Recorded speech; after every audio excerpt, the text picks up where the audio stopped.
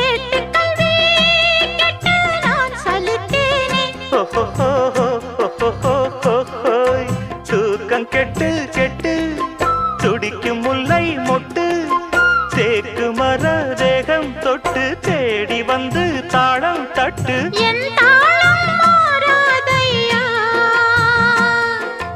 உண்ணாமல் உறங்காமல் உன்னால் தவிக்கும் சிந்தாமணி என் நெஞ்சுக்குள்ளே இன்னாருன்னு சொன்னால் புரியுமா? அது கொஞ்சி கொஞ்சி பேசுறது கண்ணில் தெரியுமா?